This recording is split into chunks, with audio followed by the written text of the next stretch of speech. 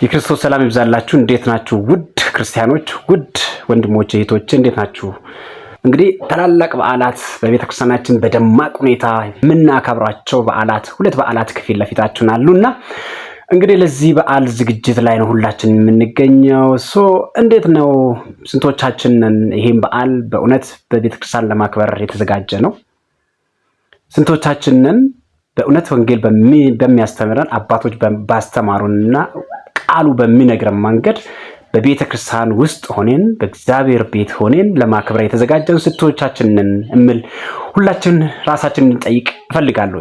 ብዙ ጊዜ እንግዲህ የተለመደው የለመድነው ማለት ነው ቤተክርስቲያን ከምታስተምረን ወጣ ብለን አባቶች ካስተማሩን አባቶች ካሳዩን ወጣ ብለን በብዙ መንገድ ከቤተክርስቲያን ርቀን ቤተክርስቲያን እንደምታስተምር እንኳን እያስመሰልን ብዙዎቻችን በዓል በመጣ ቁጥር በመጠጥ ግሮሰሪ ውስጥ በጭፈራ በተለያዩ መንገድ ለእግዚአብሔር ክብር በማይሆን መንገድ ምናሳልፈው በጣም ብዙዎቻችን ነንና ስንቶቻችንን አሁን ይህን በዓል እንግዲህ የክርስቲያናዊ በዓላት እንግዲህ ሁሉም ምክንያት አላቸው። ምክንያቱም ክርስቶስ ለሰው ልጆች ማዳን ያደረጋቸውን ምክንያት በማድረግ ነው።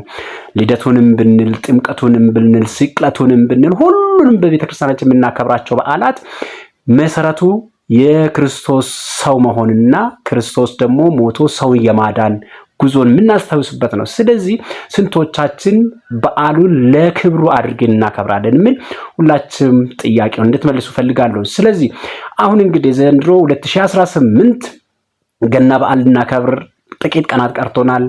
ጥምቀት መጥቷል፣ ልናከብር ተዘጋጅተናልና ስንቶቻችንን ገናን ዋዜማ ከመጠጥ ግሮሰሪ ወጥተን በቤተክርስቲያን ለማሳለፍ የተዘጋጀ ነው? ስንቶቻችን ናችሁ? ይሄን ጥያቄ ያነሳሁበት ትልቁ ምክንያት አንድና አንድ ነው። የለመድነው ነገሮች አሉ። በዓል በመጡ ቁጥር ጥምቀት ምምጣ፣ ስቅለት ምምጣ፣ ትንሣኤ ምምጣ፣ የክርስቶስ ልደት ምምጣ ሁሉም በዓል የሚታጀቡት የለመድነው ከቤተክርስቲያን ሐሳብ ውጪ ከቤተክርስቲያን አስተምሮ ውጪ ሆነን በጭፈራ በመጠጥና በስካር ነው የምናሳልፈው። ለእግዚአብሔር በማይመች መንገድ ነው የምናሳልፈውና አሁን ግን እስከ መቼ በዚህ ልክ እንቀጥላለን? ስንቶቻችን ዋዜማን ለክርስቶስ ክብር አድርገን በቤተክርስቲያን ለማሳለፍ ተዘጋጅተናል?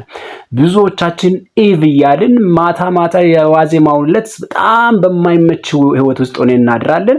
በነጋታው እንግዲህ በዓል እናከብራለንና ስንቶቻችን በቤተክርስቲያን ለማክበር በቤተክርስቲያን ሆነን የክርስቶስን ልደት በደስታ በዝማሬ ለክርስቶስ ክብር ሰጥተን እናሳልፋለን ብለን ማሰብ ያስፈልጋል። ይሄን ያነሳሁበት ምክንያት እንግዲህ አንደኛው ከጥቂት ዓመታት ወዲህ ማለት ነው በተለይ ገናን የክርስቶስ ልደትን ምክንያት በማድረግ ጃንደረባው ትውልድ ባዘጋጀው ፕሮግራም አሁን ዘንድሮ 3ኛ ፕሮግራም ነው የሚዘጋጀው።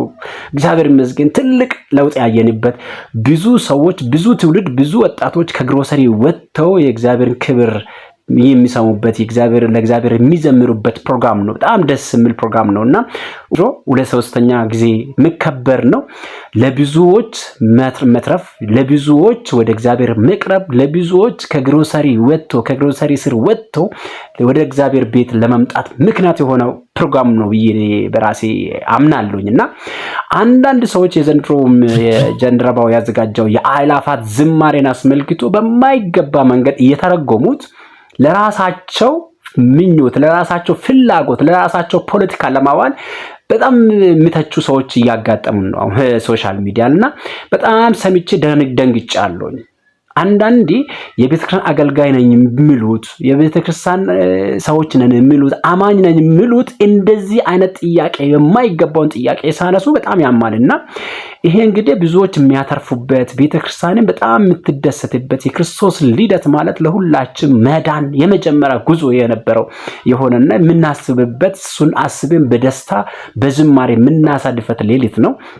ይሄን እንግዲህ ብዙዎች መጠጥና በተለያዩ መንገድ ያሳልፉ የነበረውን ጃንደረባ ትውልድ ፕሮግራም በማዘጋጀት የአእላፋት ዝማሬን በማዘጋጀት ብዙዎቹ እንዲሳተፉበት ብዙዎቹ እንዲባረኩበት ብዙዎቹ ልባቸው እንዲነካ ለዓለም ሙሉ ምሳሌ የእምነት ምሳሌ የሆንበትና ብዙዎች ያተረፉበት ብዙዎች የዳኑበት ፕሮግራም ነው ብዬ አስባለሁኝና አንዳንድ ያልተገባ ሐሳብ የሚያነሱ ሰዎች እያጋጠሙ ነው ዘንድሮና ምንድነው የሚያነሱት? አንድ ቁጥር የሚያነሱት በአርሲ የተገደሉ የሞቱት ወንድሞቻችን እህቶቻችን አባቶቻችን እያነሱ እነሱ ምክንያት አድርገው የራሳቸውን ፍላጎት በውስጥ ለማስገባት እንዴት በአዘን ላይ ሆነን ይሄን ፕሮግራም እናካሄዳለን፣ እንዴት የአእላፋት ዝማሬ በዚህ ልክ ይዘጋጃል ብሎ ማይገባ ነገር ያነሳሉ።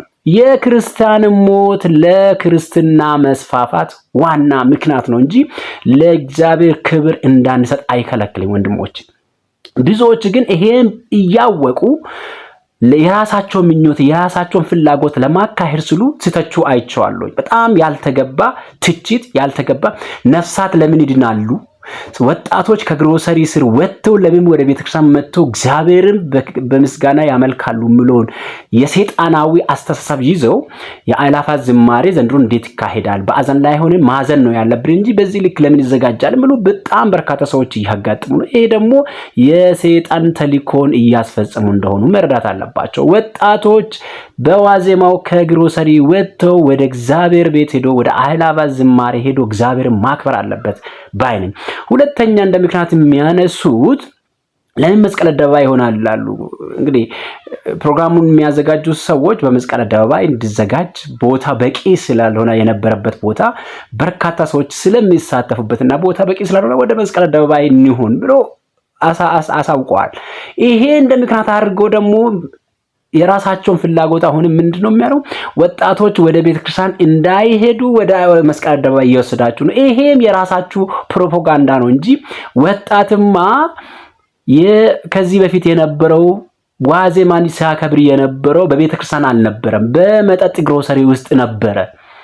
አሁን ነው ወጣት ነክተው ተምረው ለእግዚአብሔር ክብር የሚገባውን ክብር ለመስጠት ወደ አእላፋት ዝማሬ መምጣት ተጀመረው እንጂ መስቀል አደባባይ ይሁን በቤተክርስቲያንም ይሁን ለእግዚአብሔር የሚገባውን ክብር ለመስጠት ቦታ አይገድበንም።